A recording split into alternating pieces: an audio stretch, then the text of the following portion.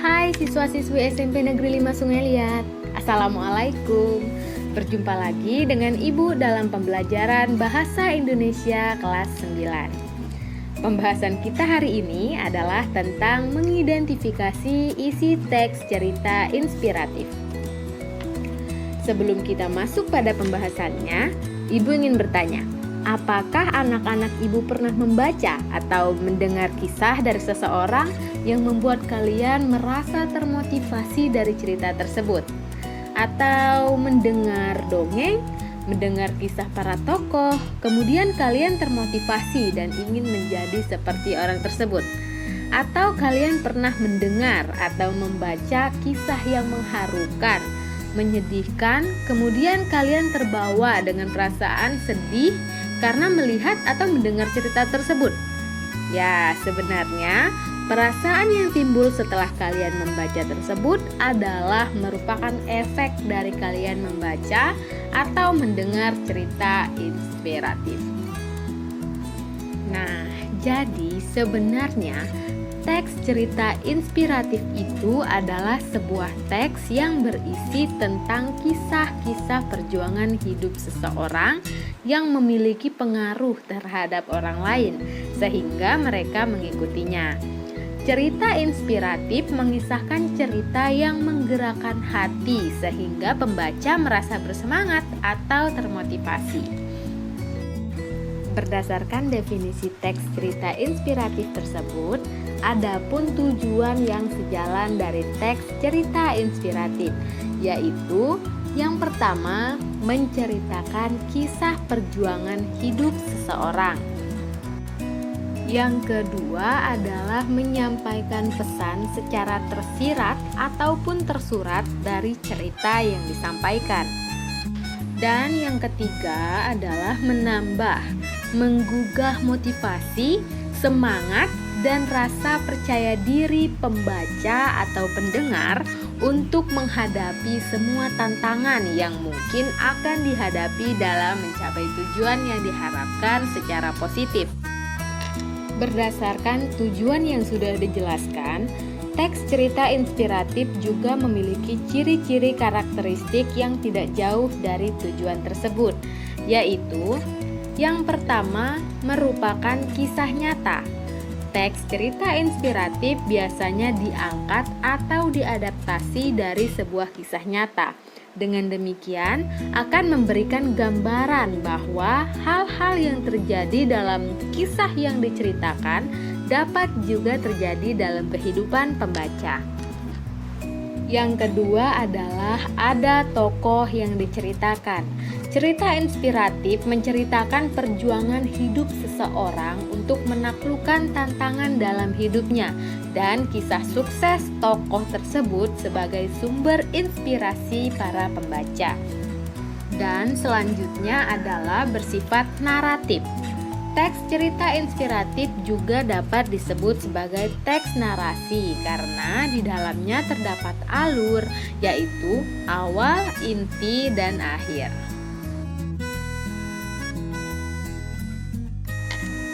Berdasarkan ciri karakteristik yang sudah disebutkan, telah disampaikan bahwa teks cerita inspiratif disampaikan secara naratif, yaitu disampaikan secara kisah atau bercerita dalam bentuk kalimat kronologis, yang kalimat satu dan kalimat lainnya memiliki hubungan berurutan.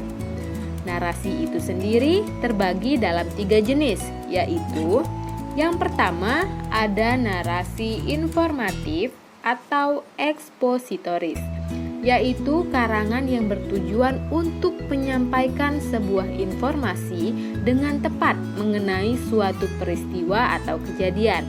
Misalnya, kisah tokoh-tokoh proklamator Indonesia.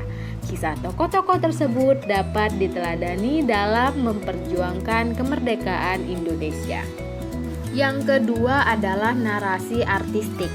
Model teks narasi ini berwujud karangan suatu kisah atau peristiwa yang bertujuan untuk memberikan pengalaman estetis kepada pembacanya, baik sosial, agama, budaya, dan lainnya kepada pembaca. Bahasa yang digunakan dalam narasi artistik pun dapat berupa bahasa figuratif atau kiasan. Dan yang ketiga ada narasi sugestif. Narasi sugestif juga berwujud karangan yang menceritakan sebuah peristiwa atau kisah dengan maksud dan tujuan tersembunyi atau terselubung kepada pembacanya. Nah, lalu bagaimana sih hubungannya antara teks inspiratif dengan teks naratif? Cerita inspiratif pada jenis narasi informatif biasanya kita temukan di berita-berita yang memuat fakta kejadian mengharukan atau sebaliknya, yaitu tentang kesuksesan seseorang. Kemudian, cerita inspiratif pada jenis narasi artistik biasa kita temukan pada karya fiksi atau non-fiksi yang menggunakan bahasa indah. Misalkan pada novel, fabel, atau cerita-cerita tokoh yang dikemas dengan bahasa yang indah. Kemudian ada cerita inspiratif pada jenis narasi sugestif. Biasanya kita bisa menemukan dari berbagai karya, karena pada umumnya cerita inspiratif itu tidak menjelaskan maksud tulisan secara langsung, tetapi maknanya itu dapat ditemui secara implisit atau terselubung. Jadi, tanpa disadari oleh pembaca atau pendengar, mereka terbawa atau terhanyut pada cerita tersebut, sehingga mereka terpengaruh untuk melakukan atau berbuat sesuatu. Kemudian, Ibu akan membahas unsur dari cerita inspiratif, yaitu yang pertama adalah abstrak. Abstrak terletak di bagian awal yang berisi gambaran tentang isi cerita secara singkat. Kemudian yang kedua adalah orientasi. Orientasi terletak setelah abstrak, tetapi apabila dalam teks cerita inspirasi tidak ada abstrak, maka orientasi diletakkan di awal cerita. Bagian ini berisi tentang tokoh-tokoh berikut dengan penokohannya, dan juga menggambarkan tentang setting, yaitu setting waktu, tempat, dan suasana. Dan yang ketiga adalah koda.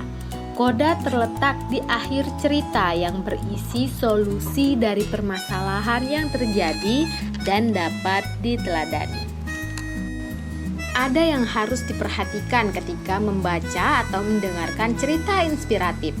Kegiatan mengidentifikasi cerita teks inspiratif akan membuat kita mengetahui seberapa kuat cerita tersebut dapat menginspirasi.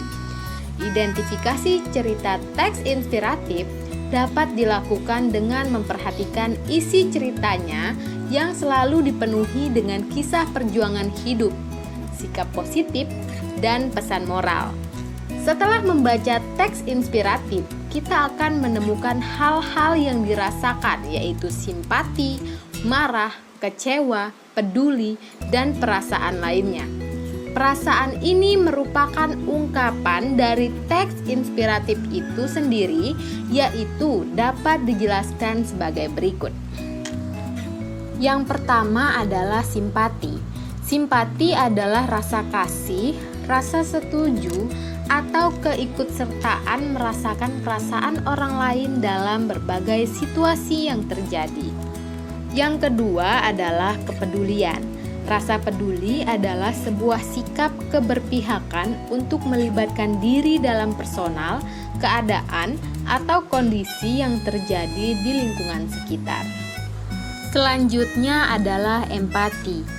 Empati adalah suatu usaha untuk mendalami perasaan yang dimiliki oleh orang lain agar dapat merasakan serta menangkap yang dirasakan oleh orang lain. Dan yang terakhir adalah perasaan pribadi. Perasaan pribadi merupakan ungkapan emosi seseorang terhadap sesuatu yang dilihat dan dirasakan. Sekian materi yang dijelaskan melalui video ini. Silakan melanjutkan pembelajaran sesuai instruksi selanjutnya. Sampai jumpa.